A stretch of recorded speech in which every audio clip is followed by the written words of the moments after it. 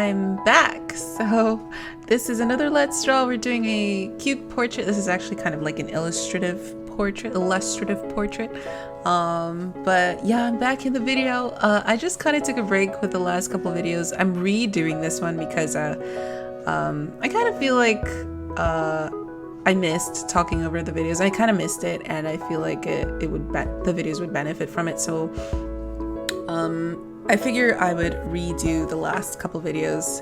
I think in the future, if I want to take a break, I'm just gonna not upload instead of like doing quiet speed paints. I feel like the video didn't do very well, and it's probably not that interesting to watch if there's like you're not listening or listening to anyone talk about it or anything.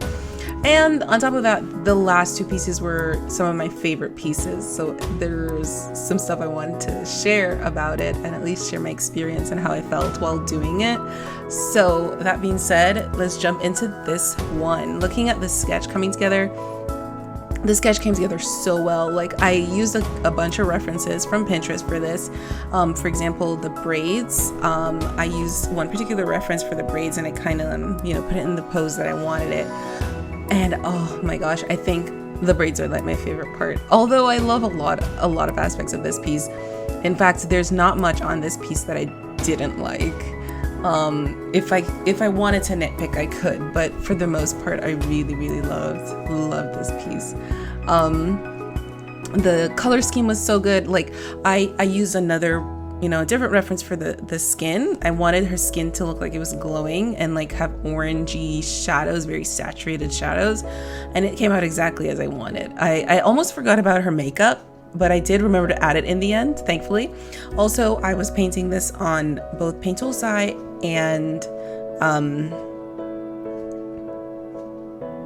my brain went blank. Paint Tool SAI and Procreate. Yeah, I painted these on both Paint Tool SAI and Procreate. To Procreate for the hair, because I wanted the hair to come out really good, and I just really enjoy doing hair in Procreate. It really comes out really nice. It's easier to do the hair strands and to get the feel that I want for the hair. I just really love Procreate for a lot of reasons. So I really want to figure out Procreate more for rendering skin, because Paint Tool SAI is still by far my favorite for skin. I've been working lately in Photoshop, trying to improve my painting skills in Photoshop. I see people do some amazing painting and rendering in Photoshop. I'm like, how do you do that? Like, what brushes do you use? Like, what settings? Because I cannot get Photoshop to obey me. It's not like doing what I want. Like, I have been working on this one piece. I started a piece I finished a long time ago, and I like repainted it completely in Photoshop, and I had to do a bunch of workarounds to get the look that I wanted, which is annoying. I guess I just need to be patient, right? Just be patient in my drawing process. So that's one thing that I've been working on in the background. We're doing the rendering of the skin now, and look at that nose. Just look at that nose. I am just falling in love with doing noses. Like, people keep pointing out too that the noses always look really good, and that's because I enjoy doing them. I love doing the noses. For one, I start with the nose when I do the render, because I immediately get a satisfactory result, like real fast. It just pops really quickly, like just little painting, sharp edges here or smooth edges there, soft gradients here, and it's like immediately it just pops and looks amazing. So I really have been enjoying painting noses. I want to figure out the eyes more now, because I don't mind my eyes render, but they don't always come out the way I want. Sometimes they look good, sometimes they're just okay. Like, for this piece, I wasn't like 100% satisfied with the eyes. I feel like they could have been better. I really liked the mouth though. The mouth came out really nice. It was really simple, and it just had that really bright green color. I loved that green. It's so pretty. Oh, we're in Procreate now, so you can tell by the color change. So my orangey skin has turned pink. This keeps happening. Oh, that reminds me of something that I found out doing a ArtStation tutorial. the girl said, and I'll put her name up on the screen.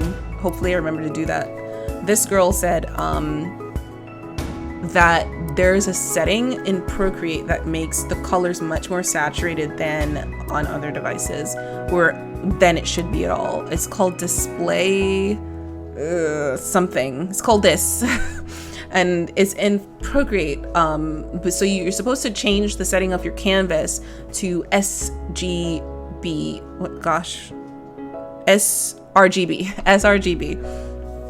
One of those. And she says she didn't really know which one of them was like better. She doesn't know the difference between those.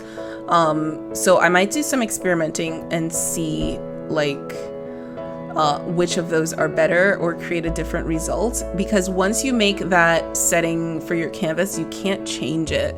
Like you can change the templates, but once you make a new document, you can't like go back and change the settings, which is kind of rough. Like I really wish that wasn't like that. I hope they change that in the future. I don't know if it makes things run better if you're not allowed to change things like that. I don't know. But that was one heads up that I really was appreciated. I'm like, okay, that explains why sometimes remember that one orange haired one? What did I call it? I can't remember. But she was so super saturated on my iPad, and then on my computer it was like, what? Completely different. So that was probably why, because it was on the display whatever thing setting. But here we are doing the braids, my favorite part. Look how cute they're coming out. I love it. Like, I love this like haphazard braid thing. It's so cool. It was really fun to do, and the end result was amazing as well. Oh, I loved it. And I tried to add this little backlight to it. And I added it to the hair that was coming down, and I thought that really worked well, having the light shining through the hair, little slits through the hair. This one came out so good. Like, I really loved like everything about this piece. I love the face, I love the hair, I even like the clothes. The clothes was supposed to be like these leaf overlapping on her top, so it's kind of a leafy outfit. I didn't really have much space to show that, but that wasn't the idea behind it. I'm doing the other side of the braid now. But the one thing, if I were to complain about one thing about this piece that I wasn't 100% about, were the leaves that I put in her hair.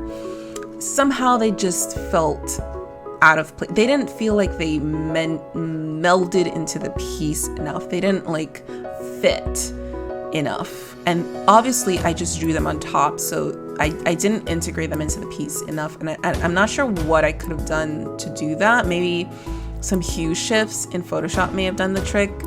I don't know. That's one of the things outside of my area of expertise. Something I still have to learn. But yeah, here's the clothes. I kind of used this. It was called a zombie pattern in Procreate that I used to kind of give a texture to the leaves, and it made it look like a leaf, so it was really good. And then I kind of made the top parts a little see-through. It's just a little detail that you can't really see unless you're up close, so hopefully you can see it in the close-ups in the end of this. And then I did almost forget to do this part, the little hairs on her face, which is like such a big part of the art. I'm like, why? How could I forget?